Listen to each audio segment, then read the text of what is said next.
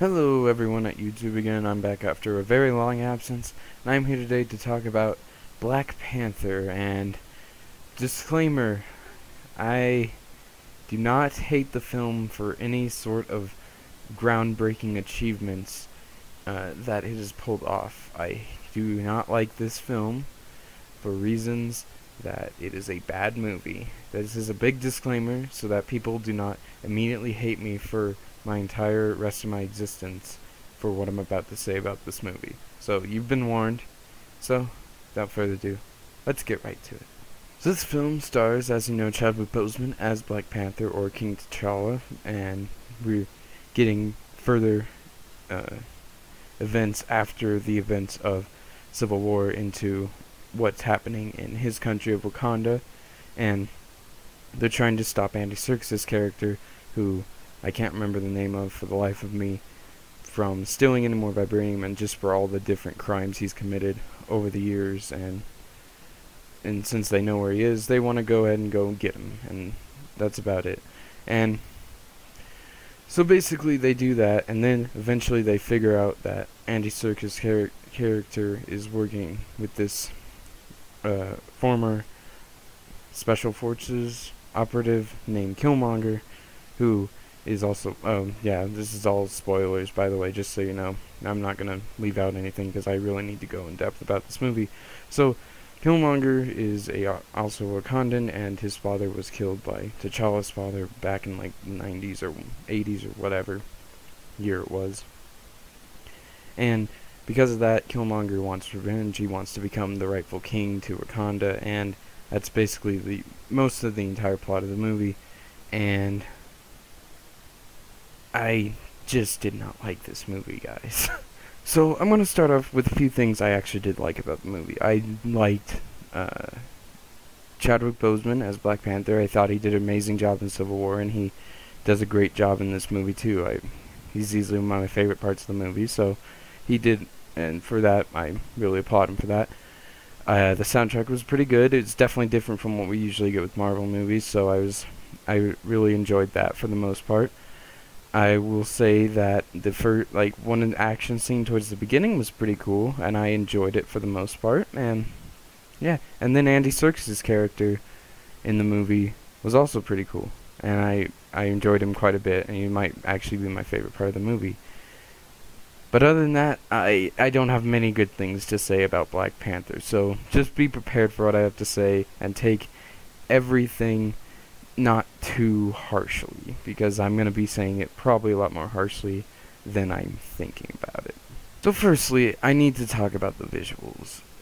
Marvel has been getting better and better with each film when it comes to visual effects, and I almost always can commend them on their visual effects in almost every movie. Even when something looks kind of fake, I'm like, I can believe that's there.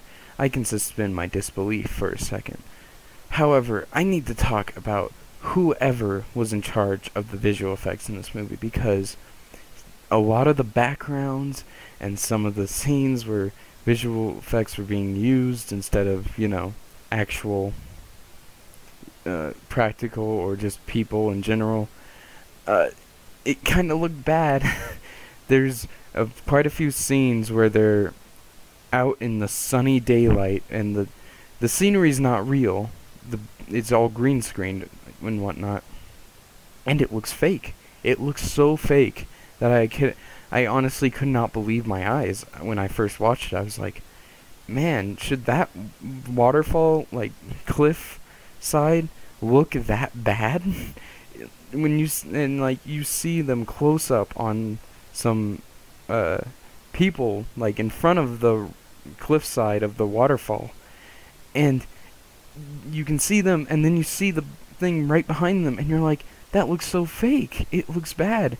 Especially, and any other time they're on this waterfall area, and any of the scenery on the outside of it, it looked super fake, and it just looked bad. And then there's this one.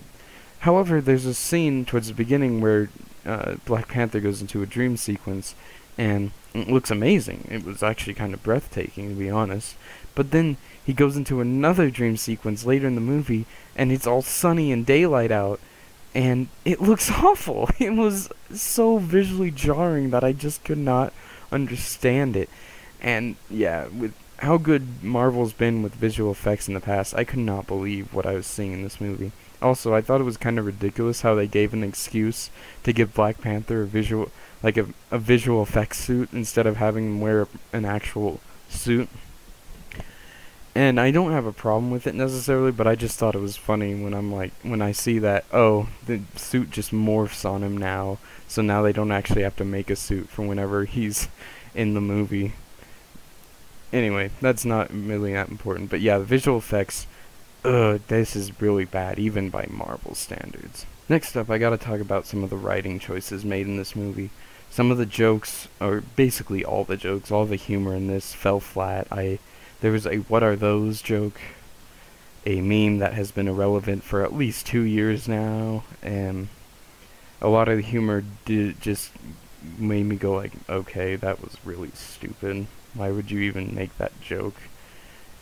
I mean, most of the Marvel humor really isn't that good in the first place, with the rare exceptions, obviously, because it's almost always quips, and quips are kind of just annoying.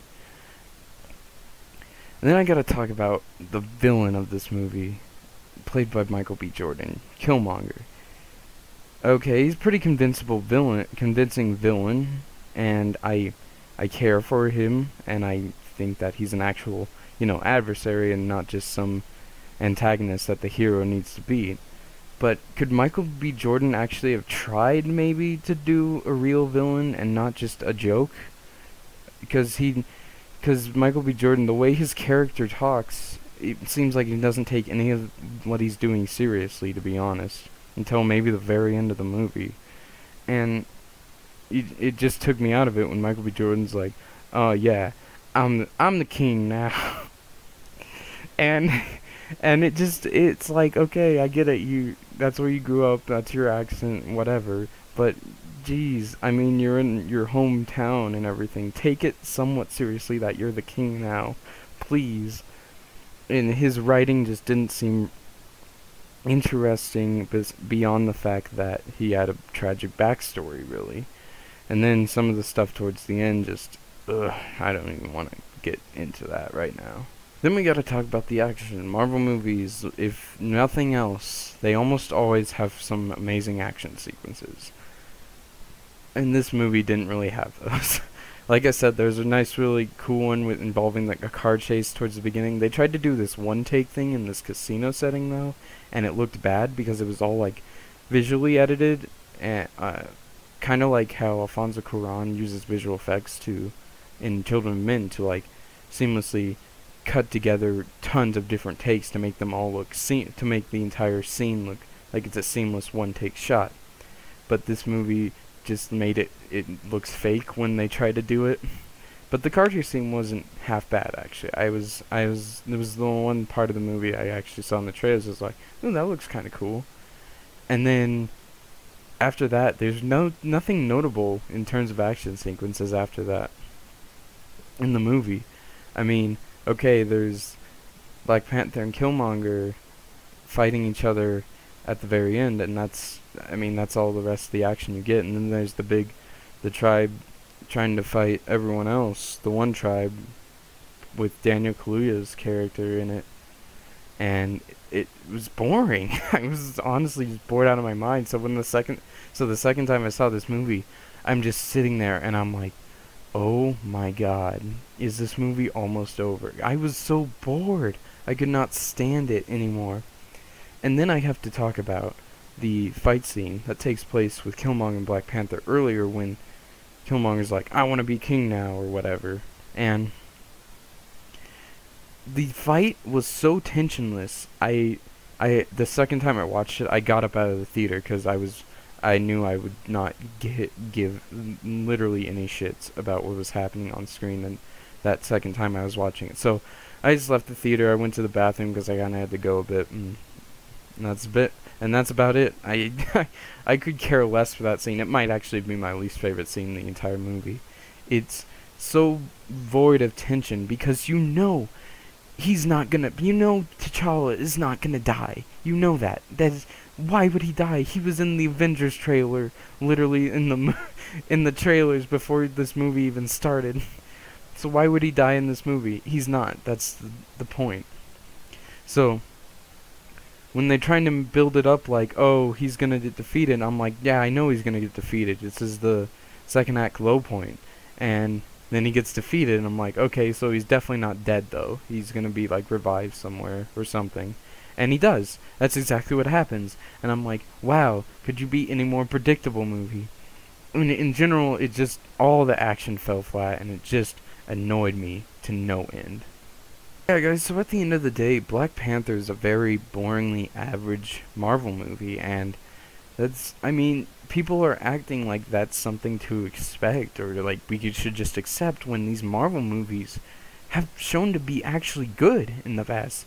I think every single Marvel movie that came out in 2017, Guardians of the Galaxy 2, Thor Ragnarok, and Spider-Man Homecoming, all three of those movies were amazing. I enjoyed every single one of them, and I want to watch those movies multiple times because they were honestly enjoyable. I had a great time watching all three of them. But with Black Panther, I'm like, why is this popular? Well, I guess I know why it's popular, but why is this thing seen as good? I don't understand, and I don't know if I'll really ever understand. I've read in Reddit threads and everything that some people like didn't even know, have never seen a single other Marvel film and went to watch Black Panther, which almost makes no sense to me at all, and I'm wondering why though. I mean, Wonder Woman I can understand because that movie is like truly a standalone piece almost. Like you really don't have to watch any of the other DC movies so far to really get what's happening in this movie. But with Black Panther, you kind of have to know about some events from past Marvel movies in order to understand some of what's happening, or in order to give any shits about Andy Serkis's character. And I just don't understand that mentality about a movie like this. And in general, I don't understand the hype around these movies that are basically what they represent. Like, I don't care about, sorry, I should rephrase that. Representation in Hollywood is getting much better, and that's a good thing. I really am happy about that. Films like Moonlight, Call Me By Your Name, Get Out that came out last year. What else is there? I'm trying to think. Yeah, I can't think of any off the top of my head, I'm sorry. But all those movies are great. I love every single one of them. And you have great movies like that, but the second that you try to market this towards like putting it in a blockbuster and putting these ideas in a blockbuster, that's good, that's cool, but make a good movie too. Don't just go, oh, it represents so much. Make a good movie too, and then maybe you'll actually impress me. But right now, both movies I've mentioned in this review, both Black Panther and Wonder Woman, are both very average movies that I could care less about, and I probably won't remember in a like a month's time. I barely care about watching Wonder Woman again. I'll never watch Black Panther again, because I hated it. And in the end, I'm not trying to say that representation isn't needed in Hollywood, but think about making a good movie first, get good actors, and then make the movie, and then think about representation in the movie. Don't write these movies saying, oh, it's good because of the representation, and then just have it off, and just have the popularity or like the importance of the movie based off that. Because good movies have come out that have had great representation in them, and they shouldn't. And honestly, the Marvel films shouldn't have to stoop to this low a level in order to show representation. They should always be as the quality that I've been seeing in them recently. And in the end, guys, Black Panther was so disappointing, and I'm gonna say that it gets a 6 out of 10. So, in the end, guys, I do want to thank you again for watching this review. I hope I didn't offend anyone too horribly. And if you want to unsubscribe from me now, then feel free to do so. It's no skin off my nose. And in the end, this is entirely my opinion, and you are free to think whatever opinions you want. And with that, guys, I want to tell you that I am going to try to get my Annihilation review out as soon as possible as well, and then I'm going to be getting, hopefully, as soon as possible, probably maybe after this video, actually, I'll try to get my top movies of 2017 up, because it's been taking me a while to do that. I'm sorry about that. But I'm going to try to do that soon, and hopefully a few days after this video actually goes up. And with that, guys, I want to thank you once again for watching, and I will see you in the next video. Goodbye.